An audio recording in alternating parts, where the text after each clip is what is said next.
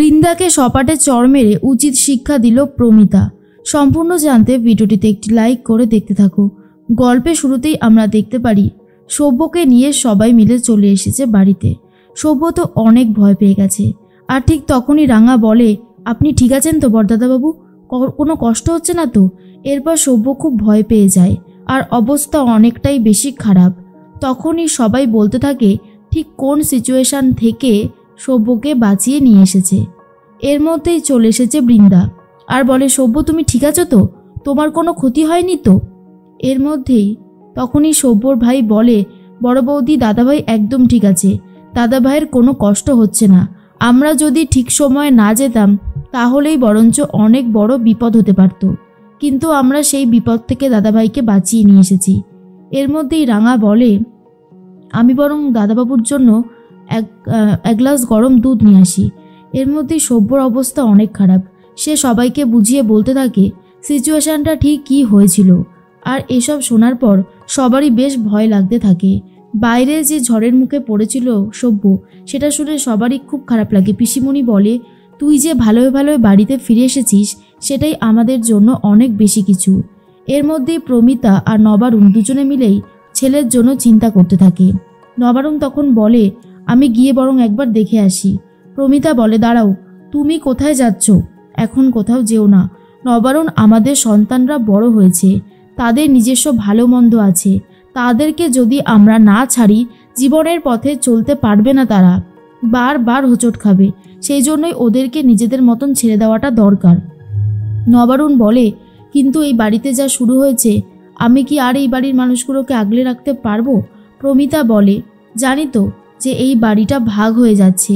তুমি বলো না, আমরা কত কষ্ট করে তিলে তিলে একটু একটু করে অনেক স্বপ্ন নিয়ে এই বাড়িটাকে সাজিয়েছিলাম।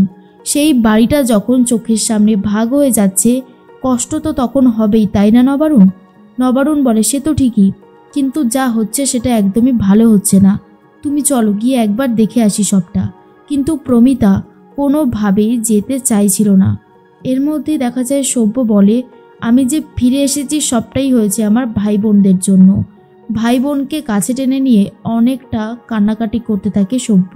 বৃন্দা তখন বলে, তুমি যে ভালোই ভালোই ফিরে এসেছো এটাই অনেক বেশি কিছু।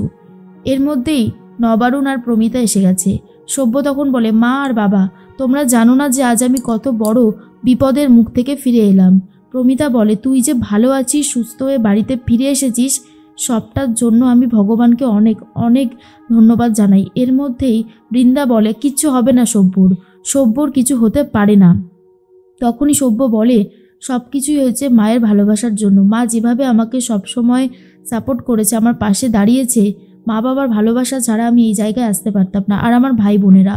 আর ঠিক তখনই রাঙা বলে, কিন্তু আর একজন আছে এই বাড়িতে যে প্রতিনিয়ত চাইছে এই বাড়ির মানুষগুলোকে শেষ করে দিতে, এই বাড়ির পুরো অধিকার দখল করতে। তখন প্রমিতা বলে, এসব কি হচ্ছে রাঙা, এগুলো কি কথা? রাঙা তখন বলে, হ্যাঁ আমি একদম ঠিক কথাই বলেছি, আমি যে কোনো কিছু ভুল বলছি না সেটা আমি প্রমাণও করে দিতে পারবো। আর এসব শোনার পর বৃন্দা ভয় পেয়ে যায়। রাঙা বৃন্দার দিকে আঙুল তুলে বলে, এই সব কিছু করেছে বড় বৌদি। বড় বৌদি নিজের ইচ্ছা মতন এইগুলো করছে বড় বাবুকে বিপদে ফেলার জন্য। আগের দিন বড়বাবুর সাথে যেটা হয়েছে সেটার জন্য এই বড় বৌদি দায়ী। কারা এসেছিল জানো? উৎপল আর সুব্রত।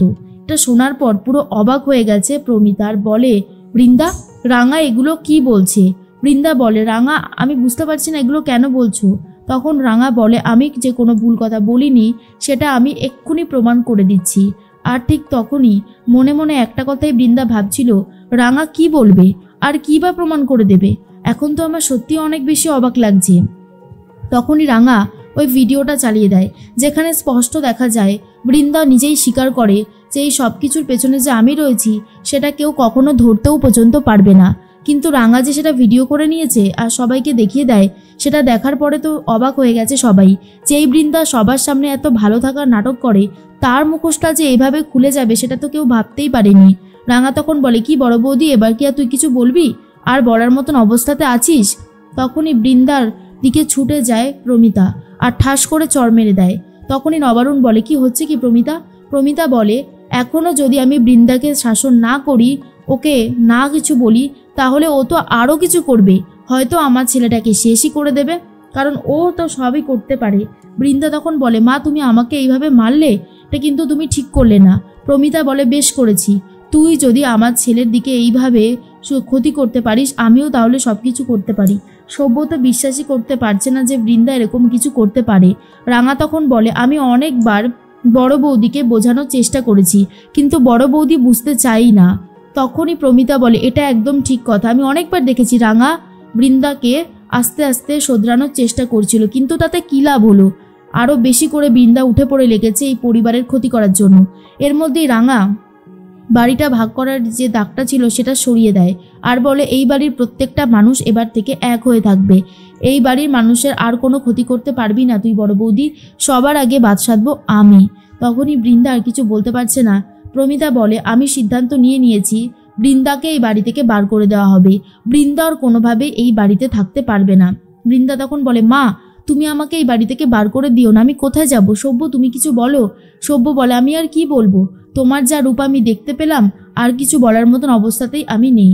কিন্তু তখনই নবারুণ বলে, প্রমিতা তুমি এখন মাথা গরম করে ডিসিশন নিও না, শান্তভাবে ডিসিশন নাও। কিন্তু প্রমিতা বলে, আমি আর শান্ত হতে পারছি না, যা সিদ্ধান্ত নেওয়ার আমার নেওয়া হয়ে গেছে, তাই আমি আর কোনোভাবেই শান্ত হব না। আর ঠিক তখনই রাঙা বলে, আমি একটা কথা বলি মা, তুই কোনোভাবেই বড় বৌদিকে এই বাড়ি থেকে বার করে দিস না, বরং ওকে একটা প্রস্তাব দে। আর সেই প্রস্তাবটা যদি ও মেনে নেয় তাহলে আমার মনে হয় ওকে এই বাড়িতে রেখে দেওয়াটাই বুদ্ধিমানের কাজ হবে।